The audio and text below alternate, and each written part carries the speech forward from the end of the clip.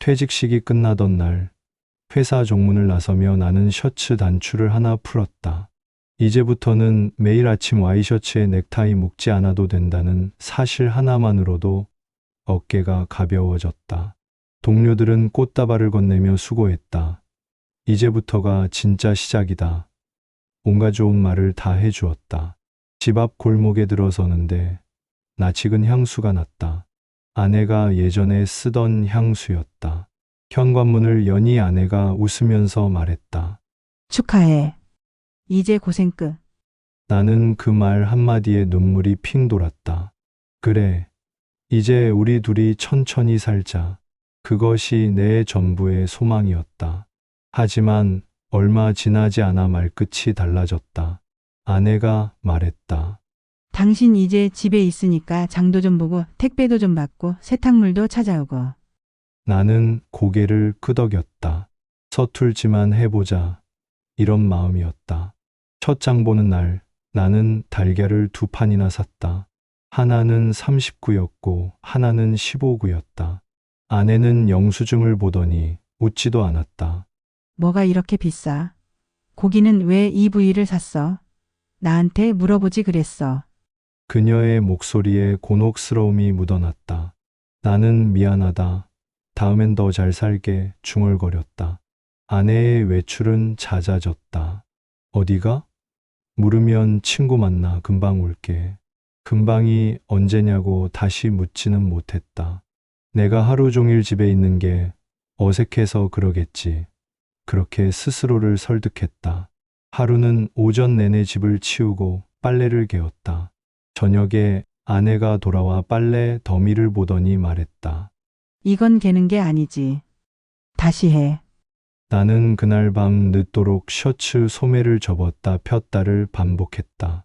접히지 않는 건 셔츠가 아니라 내 마음이었다. 생활비 이야기가 처음 나온 건 퇴직 3달째였다. 이번 달은 좀 더 넣어. 뭐가 많이 나갔어. 나는 고개를 끄덕였지만 마음 한쪽이 싸했다. 연금도 있고 퇴직금 일부도 따로 두었는데 뭐가 이렇게 모자라지? 아내에게 장부를 보자 하니 표정이 굳었다. 내가 관리해. 당신은 그냥 쉬어. 그 말과 함께 대화는 닫혔다. 그때부터 아내의 가방이 내 눈에 들어왔다. 낡은 가죽 가방, 지퍼 끝에 달린 은색 장식. 언젠가 내가 여행 선물로 사준 것이었다. 나는 그 가방을 의심하고 싶지 않았지만 시선이 자꾸 따라갔다. 왜 이렇게 자주 들고 나가지? 집에 돌아오면 가방을 안방으로 들고 들어가 바로 장롱 속에 밀어 넣었다. 나는 나를 질책했다.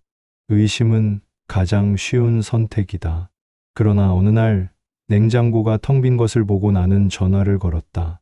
같이 장 보러 갈까? 아내는 짧게 말했다. 당신도 이제 돈 좀 쓰는 법을 배워. 그 말에 어감이 어쩐지 차가웠다. 어느 오후 택배가 도착했다.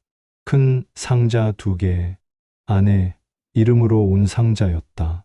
나는 거실로 옮겨두었다. 아내가 돌아와 상자를 열었다. 나는 무심코 물었다. 뭐야? 새 걸 사?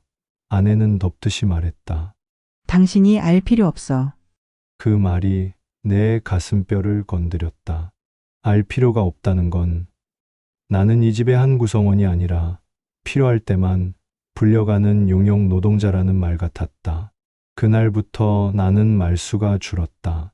통장을 발견한 건 전기요금 고지서를 찾다가였다. 다이닝 서랍 속 오래된 보험증권 사이에 끼어있던 얇은 통장. 안에 단독명의 잔액은 바닥을 기고 있었고 마이너스 잔고 옆에 이자가 붙어 있었다. 첫 장부터 끝장까지 찍힌 숫자들이 내 눈을 찔렀다. 대체 뭘 이렇게 썼을까? 나는 아내에게 물었다. 이거 뭐야? 아내는 손에서 통장을 낚아채더니 짧게 말했다. 내 일에 간섭하지 마. 나는 그날 밤 뒤척이며 천장을 보았다. 간섭과 책임 사이의 경계를 나는 어디에 그어야 하는가? 며칠 뒤 내 명의의 퇴직금 보관 통장을 확인하다 잔고가 반이나 줄어든 것을 봤다. 내가 모르는 사이 이체가 여러 번 나가 있었다. 수취인 이름은 익숙하지 않았다. 나는 침을 삼켰다. 떨리는 손으로 은행 창구에 갔다. 거래 내역을 출력해달라 했더니 직원이 조심스럽게 묻는다. 혹시 가족분이 사용하셨을 수도 있습니다. 그 말에 내 얼굴은 화끈 달아올랐다. 나는 고개를 끄덕이고 밖으로 나왔다. 바람이 분다. 바람도 사람 눈치를 볼까? 저녁에 나는 조심스럽게 물었다. 이 돈 어디로 간 거야? 아내는 식탁에 숟가락을 내려놓으며 말했다. 당신은 늘 몰랐지. 집이 알아서 굴러간다고 생각했지. 나는 당황해 했다. 그래서 어디로? 아내가 말했다. 내가 알아서 한다니까. 그렇게 말하고는 방으로 들어갔다. 문이 닫히는 소리가 내 귓속 고막을 울렸다. 울림은 오래 갔다. 결정적인 건 편지였다. 새벽 2시 물을 마시러 거실에 나왔는데 아내의 가방이 소파에 있었다. 가방이 나를 보았다. 나는 손을 뻗었다. 지퍼가 느리게 열린다. 편지 한 장이 나왔다. 낯선 남자의 이름. 잘 지내지. 이번 달은 좀 빠듯해서 미안해. 조금만 더 부탁해. 나도 빨리 정리할게. 당신이 있어 다행이야. 사랑해. 글씨는 둥글게 기울어 있었고 끝 문장에 밑줄이 그어져 있었다. 나는 숨이 막혀 부엌 의자에 털썩 앉았다. 밤이라는 시간이 더 이상 조용하지 않았다. 아침이 되자 나는 편지를 식탁 위에 올려놓고 아내를 기다렸다. 그녀가 편지를 보자 눈동자가 흔들렸다. 미안해. 그 말은 너무 가벼웠다. 아내는 말문을 열었다. 벌써 7년 됐어. 그 사람 힘든 일이 있었고 나는 누군가의 도움이 되고 싶었어. 뭐라고? 내 목소리는 낯설었다. 퇴직금, 그 통장은? 아내는 고개를 숙였다. 조금 도왔어. 조금? 내 내부에서 오래된 나무가 부서지는 소리가 났다. 나는 집을 나왔다. 골목 끝 편의점 앞 의자에 앉아 해가 밝아오는 걸 보았다. 손에 쥔 편지가 젖었다. 내 눈물인지 새벽 안개인지 구분할 수 없었다. 그날 오후 아들에게 전화를 걸었다. 아버지 괜찮아? 괜찮다, 괜찮다. 3번 말했다. 하나도 괜찮지 않았다. 딸에게도 연락했다. 딸은 조용히 듣다가 말했다. 아버지, 엄마와 상의해 보시고 아버지 마음이 가는 대로 하세요. 우리는 아버지 편이에요. 그 말이 나를 울렸다. 며칠 뒤 아내가 말했다. 정리할게. 정말 정리할게. 다시는 안 그럴게. 나는 대답하지 않았다. 믿음은 말로 복구되지 않는다는 것을 이제 안다. 나는 변호사 사무실을 찾았다. 변호사는 내 이야기를 듣고 고개를 끄덕였다. 정리를 원하시면 절차는 간단합니다. 다만 삶은 간단하지 않죠. 그 말이 이상하게 위로가 됐다. 아내와의 대화는 짧았다. 그만하자. 내가 말했다. 아내는 내 얼굴을 한참 보더니 낮게 물었다. 정말이야? 응, 더는 여기서 내 삶을 찾을 수가 없어. 재산은 반으로 나누자. 당신이 동의한다면 절차는 빨리 끝나. 아내는 고개를 끄덕였다. 울음을 참는 목소리였다. 나는 아무 말도 하지 않았다. 집을 팔았다. 등기소에 다녀오는 길, 빈집이 되어버린 아파트를 한 번 더 돌아보았다. 벽지 모서리에 아이들이 어릴 때 붙인 스티커 자국이 남아 있었다. 주방 창틀에 내가 교체했던 나사가 은빛으로 빛났다. 이곳은 내 청춘이 눌러붙어 있던 곳이었다. 그러나 청춘과 노년 사이에는 금이 갔다. 금은 더는 메워지지 않았다. 원룸을 얻었다.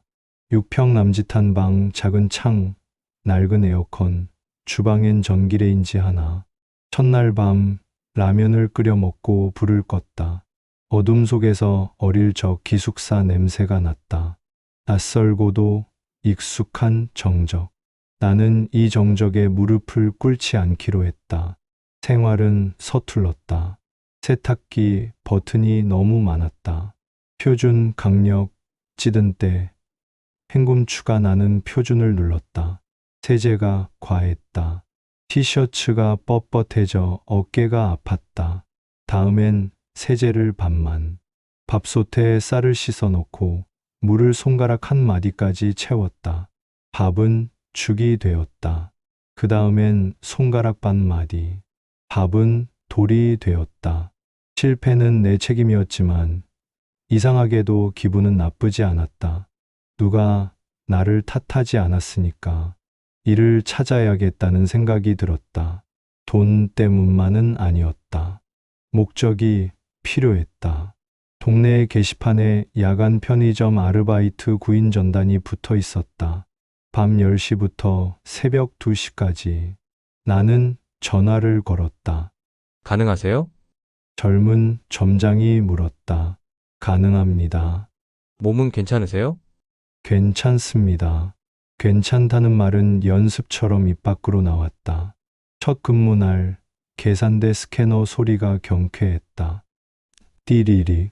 대학생이 컵라면과 에너지 드링크를 올렸다. 아저씨, 뜨거운 물은 저기죠? 저기. 중년의 택배기사가 들어와 아이스 커피를 집었다. 오늘도 수고하시네요. 나도 모르게 그렇게 말했다. 그는 웃었다. 사소한 말들이 오갔다. 사소함이 하루를 지탱했다. 새벽 1시 반, 늘 오던 아주머니가 들어왔다. 남편이 병원에 누워 있다며 우유와 빵을 샀다. 계산을 마치고 아주머니가 말했다.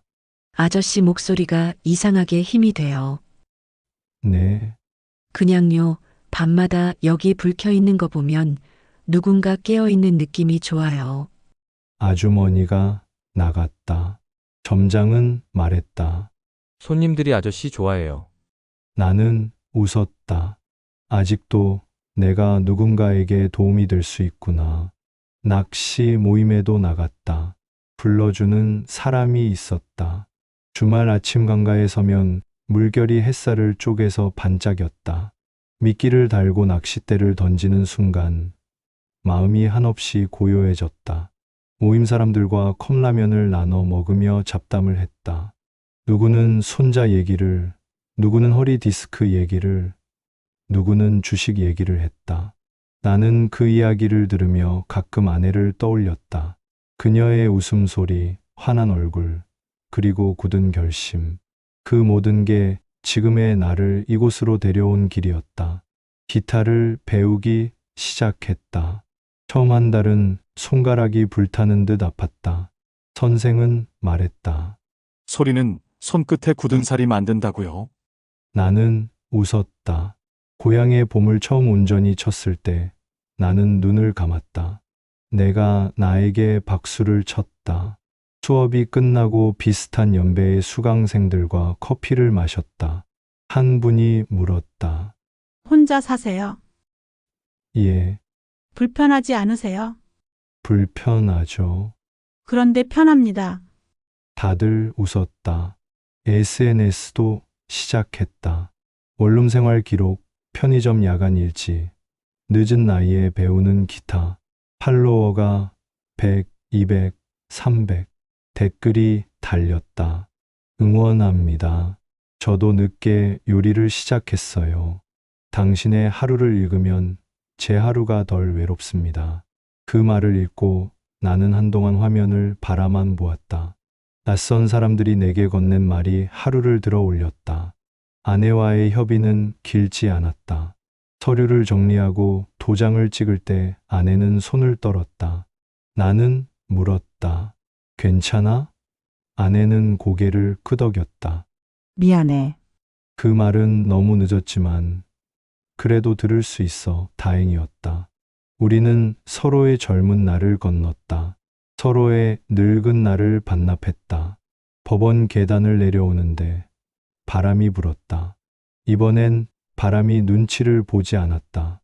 이혼 소식을 아이들에게 전했다. 딸이 말했다.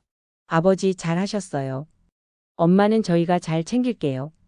아들은 잠시 침묵하다 말했다. 아버지 주말에 같이 시장 갈래요? 갈비탕도 먹고.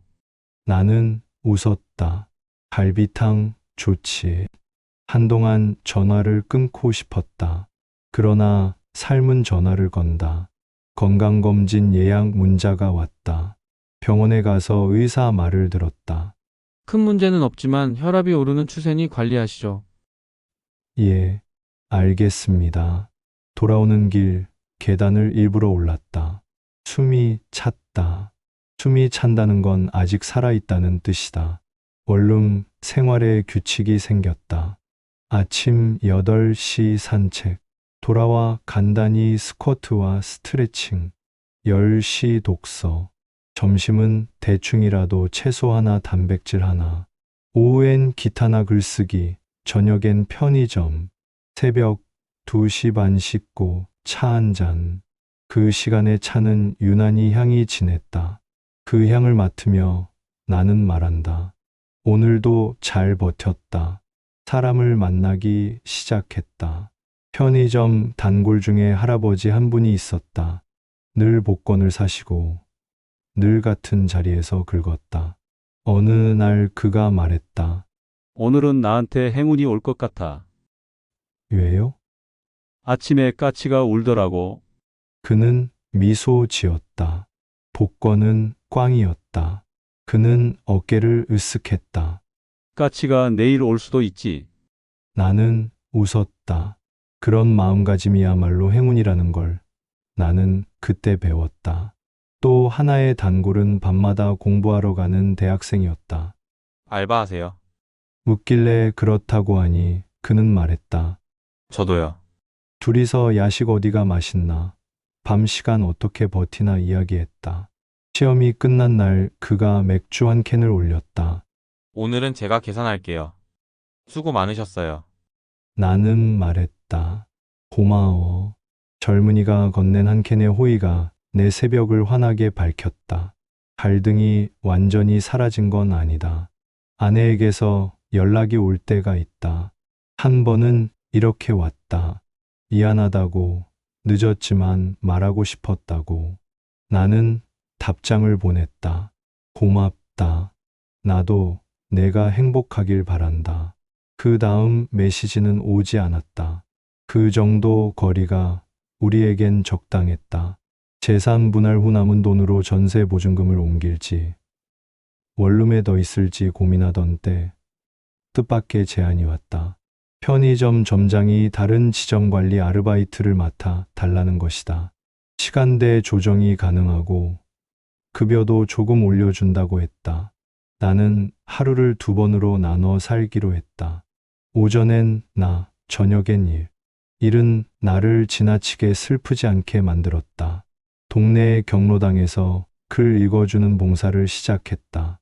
신문을 읽고 시를 읽고 때로는 나의 글을 읽었다. 누군가 말했다. 당신 목소리 좋네. 라디오 같아. 나는 웃었다. 라디오 DJ가 되는 상상을 했다. 내게 건네진 칭찬은 과분했지만 과분해서 고마웠다. 여름이 왔다. 장마가 이어졌다. 강가 낚시 모임은 잠시 쉬었다. 대신 집 안에서 할 수 있는 일이 늘었다. 김치찌개를 끓였다. 처음엔 지나치게 짰다. 다음엔 싱거웠다. 세 번째는 딱 좋았다. 나는 그날 혼자 박수를 쳤다. 아무도 보지 않았지만 보지 않았기 때문에 더 크게 쳤다. 가을이 오고 기타 모임에서 작은 공연을 하게 되었다. 동네 작은 북카페, 관객은 20명 남짓. 나는 무대에 올라 기타를 들었다. 손끝이 떨렸다. 첫 음을 놓쳤다. 그러나 2번째 음은 제대로 울렸다. 나는 고향의 봄을, 그리고 내가 만든 짧은 곡을 연주했다. 연주가 끝나자 박수가 났다. 나는 마이크를 잡고 말했다. 늦게 시작한 사람도 있습니다. 그러나 늦게 시작해도 시작은 시작입니다. 모두가 웃었고 누군가는 눈물을 닦았다. 그날 밤 집으로 돌아와 아내의 편지를 다시 꺼내 보았다. 그리고 조용히 불을 질렀다. 재가 쌓였다. 나는 재를 모아 작은 종지에 담았다. 과거의 무게가 가벼운 먼지가 되어 날아올랐다. 창문을 열자 바람이 들어왔다. 이번에도 바람은 눈치를 보지 않았다. 나는 바람을 맞으며 속삭였다. 잘 가. 겨울이 되었다. 새벽, 근무가 추웠다. 손이 고봤다. 그러나 손님은 줄지 않았다. 어떤 노신사가 들어와 따뜻한 캔커피를 2개 올렸다. 하나는 당신 거요. 나는 사양했다. 괜찮습니다. 그는 말했다. 괜찮지 않아요. 밤에 깨어있는 사람은 서로에게 인사라도 나눠야 해요. 나는 커피를 받았다. 그 커피는 내 손뿐 아니라 마음도 데웠다. 이혼한 지 거의 1년이 지나 아이들과 함께 밥을 먹었다. 딸이 말했다. 아버지, 더 환해지셨어요. 아들이 맞장구 쳤다. 기타도 늘었네. 나는 웃었다. 손주가 물었다. 할아버지, 사랑이 뭐야? 나는 잠시 생각했다. 사랑은 같이 밥을 먹는 거다. 배가 고플 때 같이 먹고 배가 부를 때도 같이 먹는 거다. 손주는 고개를 끄덕였다. 그러면 우리 사랑 많이 하자. 나는 손주의 머리를 쓰다듬었다. 어느 날 편의점 문을 닫고 나오는데 하늘에 별이 많았다. 나는 휴대폰을 꺼내 사진을 찍었다. 사진에는 별이 제대로 찍히지 않았다. 대신 가로등과 전선이 선명했다. 나는 사진을 올리며 썼다. 별은 사진에 안 찍혔지만 내가 본 건 사라지지 않는다. 오늘의 마음도 그렇다. 댓글이 달렸다. 당신 글이 별이에요. 나는 미소 지었다. 시간이 더 흘러 전세집을 알아보러 다녔다. 중개사는 내 나이를 묻지도 않았다. 보증금과 관리비, 햇살 들어오는 방향, 엘리베이터 유무, 그리고 주변에 공원이 있는지. 나는 공원이 있는 집을 골랐다. 입주날 창밖으로 느티나무가 보였다. 가지가 구름을 떠받치듯 넓게 펼쳐져 있었다. 나는 그 나무를 보며 생각했다. 내 삶도 이렇게 가지를 뻗을 수 있을까? 이사한 첫날 밤 라디오를 켰다. 낯선 목소리가 흘렀다. 익숙한 노래가 나왔다. 나는 혼잣말을 했다. 잘했다. 여기까지 온 건 잘한 일이다. 그리고 눈을 감았다. 잠이 깊었다. 그 사이 아내에게서 짧은 메시지가 한 번 더 왔다. 건강은 어때?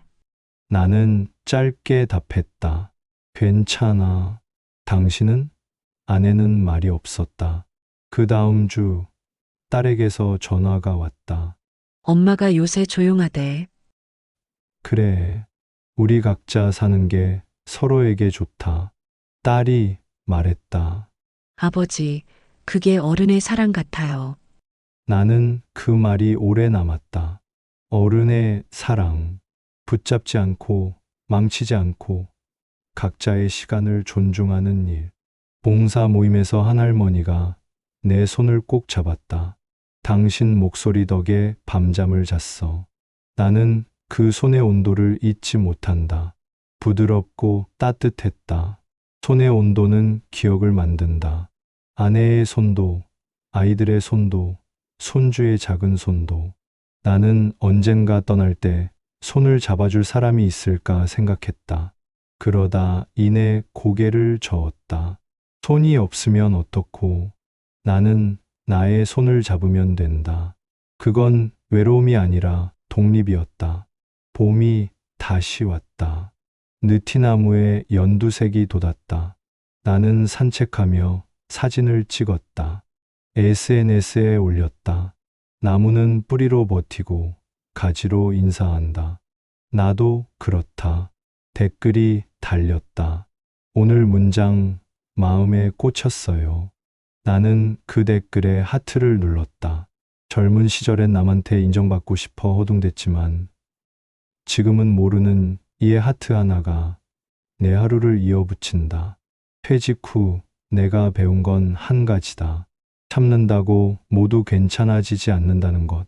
그만두는 것도 용기지만 다시 시작하는 건 더 큰 용기라는 것. 그리고 늦게 시작해도 늦지 않았다는 것. 나는 지금도 매일 조금씩 새로 시작한다. 김치찌개의 간을 다시 보고, 기타 한 음을 다듬고, 글 한 줄을 고친다. 작은 시작들이 모여 내 삶의 모양을 만든다. 혹시 지금 내 이야기를 듣고 있는 누군가가 있다면 전하고 싶다. 당신도 아마 오랜 시간 누군가를 위해 버텨왔을 것이다. 그러나 버틴 시간만큼 당신 몫에 하루가 있다. 존중받지 못하는 자리에서 무한히 참지 말고 숫자와 마음을 차분히 점검하라. 재산과 거처, 생활기술과 관계를 차근차근 나눠 적어라. 그 목록은 두려움을 잘게 쪼개준다. 두려움이 조각나면 용기가 그 사이로 스며든다. 나는 오늘도 새벽 2시 반 따뜻한 차를 마시며 하루를 닫는다. 창밖 느티나무가 바람에 흔들린다. 그 가지 끝에 작고 단단한 새순이 달려 있다. 나는 그 새순에게 말을 건다. 내일 보자. 내일 또 잘하자.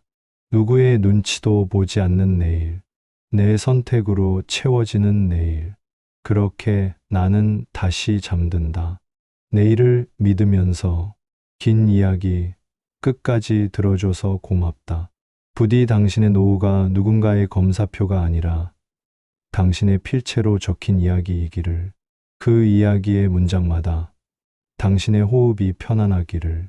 나도 여기서 내 문장을 이어가겠다. 천천히, 그러나 멈추지 않고. 고맙다. 오늘도 살아줘서. 그리고 내일도 살아가자. 긴 시간 제 이야기를 함께 해주셔서 고맙습니다. 이 여정이 조금이라도 마음에 닿았다면 구독과 좋아요, 그리고 알림 설정도 부탁드립니다. 여러분의 작은 응원이 제 노후의 한 줄 문장이 되어 줍니다. 오늘도, 그리고 내일도 당신의 하루가 고요히 빛나길 바랍니다.